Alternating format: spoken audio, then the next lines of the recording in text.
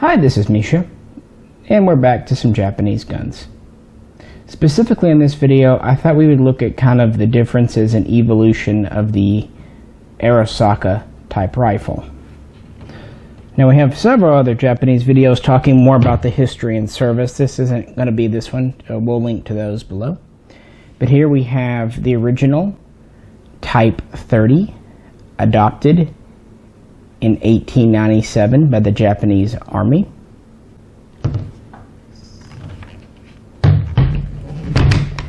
Next, we have the slightly updated Type 35, which was adopted by the Japanese Navy in 1902.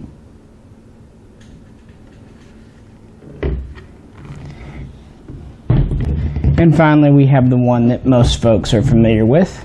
This is the Type 38, which was adopted by both the Army and the Navy beginning in 1905 and would be in production all the way through World War II, at least 1942, give or take. They would make about 600,000 Type 30s, combining carbines and long rifles. They would make only about 10,000 Type 35s, all would be long rifles. And they would make millions of the Type 38. And there's no firm numbers, but it's somewhere between 2 and 3 million. And they would do this as a long rifle carbine and then late in production as a short rifle. Now, the original long rifle versions of all of these have about a 31.5-inch barrel. They all weigh about the same at about 8.5 to 8 3/4 pounds, and they're all about 50 inches long. So dimensionally, they're all about the same. So let's kind of get into the details of what changed. The original, and again, these all fire the 6x50 semi-rimmed Arisaka cartridge. The Type 30 was designed by Colonel Arisaka in the late 19th century, and as I said, it was adopted in 1897.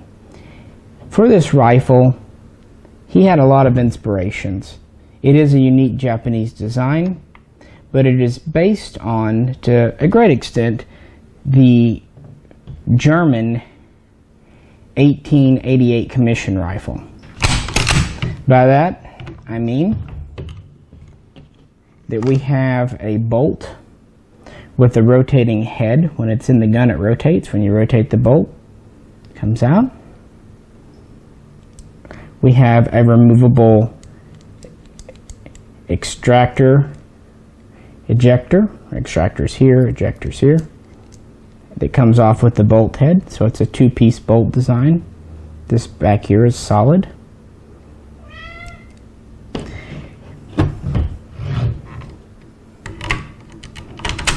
It does not have any type of dust cover.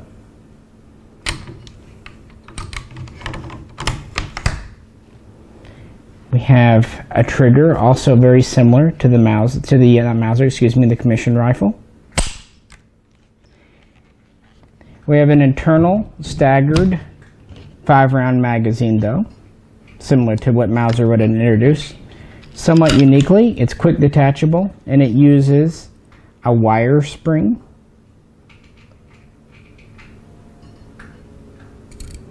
As opposed to a flat spring, which you'll find in most military guns. And then it just snaps back in. We have tall tangent sights. Now originally, these would be for a round nose bullet. Later, they would be reworked, some of them, to fire an updated version of the 6.5 millimeter. And this was the first attempt by Arisaka. Now, this was not Japan's first smokeless powder gun. The first was the Marauder Type 22, and we have a couple of videos on it if you're interested. It was actually a tube-fed gun inspired by older designs such as the French Gras and the German 1871. But this was their attempt to have a more modern gun, only a couple of years really after they started to have the Type 22 in service. And it was definitely an improvement. This safety is unique. This is so-called the hook safety, the Type 30. You just grab it, and now it's safe and decocked. You pull it back, and now we're cocked again. And if you have a failed ignition, you can manually cock it quite easily by pulling back. These guns went into production at the Tokyo Arsenal and quickly saw combat in the Russo-Japanese War. But they had a few shortcomings. For one, they were susceptible to dust and debris, and this two-piece bolt head was starting to give issues, as it did with most guns it was used in. Now, that was adopted by the Army. The Navy wasn't really convinced by the first attempt at the Arisaka. What they ended up adopting was the Type 35 here. And this is an improved, or attempted to be improved, Type 30. This gun is based on the Arisaka very strongly, his action, but it's noteworthy because Kaijiro Nambu had a lot of input. He was on the design team to rework the Type 30 to improve it. So he had some pretty significant influence on the Type 35. We have a few differences. The rear sight is much more convoluted, I guess you would say. It's not a simple flip up. It actually reminds me a lot of the rear sight on the Schmidt-Rubin 1889. You squeeze it to move it up and down. Easier for the soldier to use, but this is also quite delicate. We have just spring steel here, larger thing. We have a different shaped upper handguard. Probably the biggest addition to the Type 35 is a dust cover now. Now this is a manually operated dust cover. Sorry, the magazine's open, so I can't. What you do to release it, you pull this out and slide it forward, and then it locks into the top of the receiver there. Here's your bolt.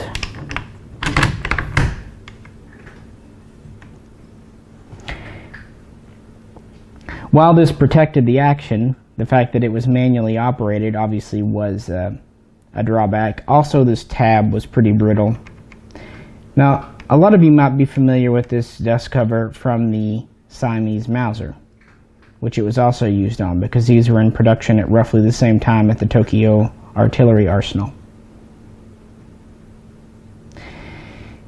The Type 35 bolt is very similar to the Type 30, but we have an improved extractor and an improved ejector. As you see, they like to kind of slide out. This whole thing just really comes apart very easily. On these guns, you'll find quite a few of these missing, because all you have to do to take your head off is basically rotate. And now we're back together. As you can see, it's comes apart very easily. But that's not always a good thing. Still have a solid bolt body here. The hook safety has been enlarged and is now checkered. It functions very much the same way.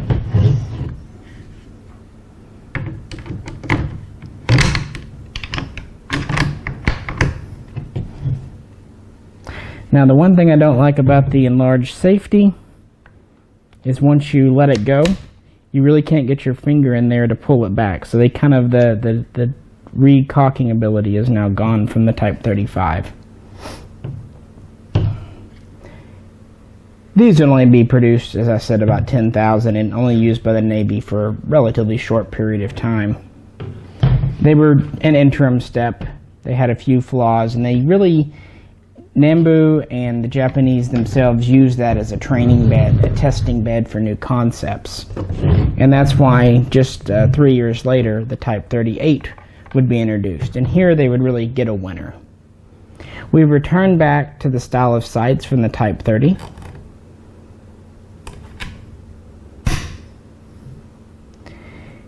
And we still have a very similar internal 5-round magazine to the first two, except now we've gone to a more common flat spring.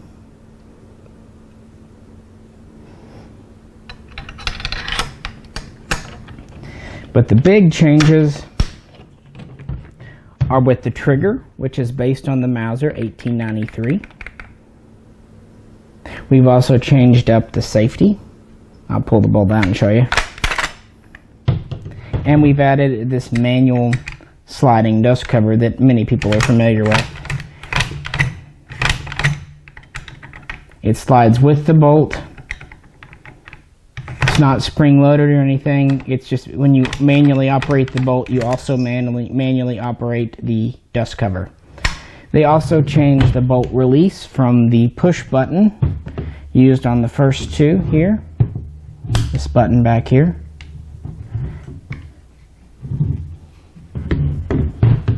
to an actual lever here, pull up and pull out. Again, more Mauser style. Now we can separate the dust cover from the bolt. It just holds on. And our bolt is very different. We have a single piece bolt now with a fixed head based on the Mauser 1893 pattern. We have a rotating extractor that rotates, or I should say really it's a fixed extractor. It rotates on the bolt, but it's fixed in the gun, so it never changes orientation when in the gun. The ejector is now off the bolt and into the receiver here. Again, very Mauser-like.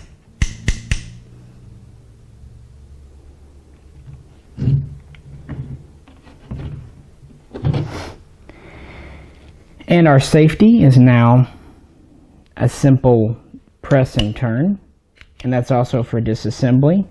And this is an extremely simple and effective bolted field strip, as you just saw. That's really it. That's all there is to it. Your firing pin comes right out. Your spring is just loose inside here. So there's 4 main components to the whole bolt, which is a vast improvement over the Type 30 and Type 35. Easier to clean, more reliable. Fewer parts always equals better reliability. And the dust cover also helped. Goes back together very easily. The only sort of tricky part is when you put the dust cover back on the bolt. That's easy. You have to line it up with rails in the receiver now and get your bolt started, and then get your dust cover in. There's a rail under the wood line here and one on the opposite side here on top. I'll flip it around so you can see. Once you get that going, you just press it forward and you're back together.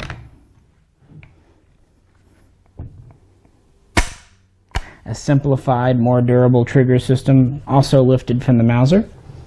We have a stronger handguard than on the Type 35 as well. Really, it's a better gun than the other two in all ways. The Type 38 is really the development of Kaijiro Nambu. The original Type 30 was designed by Arisaka, but Nambu was the lead designer for the Type 38 project. So many have said that really these should be called Nambus. The Type 38 and the Type 99 are more Nambu patterns. This is technically true, but since it started off with Arisaka, and since the cartridge was originated with Arisaka, and since people have been calling these Arisakas for 100 years and some change, the name's going to stick as Arisaka. I just thought it would be kind of interesting to briefly kind of compare the differences. You don't see too many Type 30s and you don't see many Type 35s, and there are a few mechanical differences. People often don't realize how different the Type 38 is from the first two Japanese 6.5 guns. Again, mostly in the bolt and the trigger. The barrels are more or less unchanged from gun to gun. The stocks they're not interchangeable, but they are very similar. All of these still use the Japanese two-piece stock. The original Type 38s would use the straight butt plate as the first two. Later on, they would go to more of a cupped butt plate, but that's really a story for a different day. But yeah, I thought we would just briefly compare the mechanics of these. If you have any questions or comments, we really welcome them below. As always, we really appreciate you tuning in. If you have any questions, let us know. If you liked the video, please click like. If you haven't already subscribed, we'd really appreciate it if you would do so. And as I mentioned at the beginning, we have several other Japanese videos, so if this is interesting, please check those out too. Well, this is Misha, and we'll catch you next time.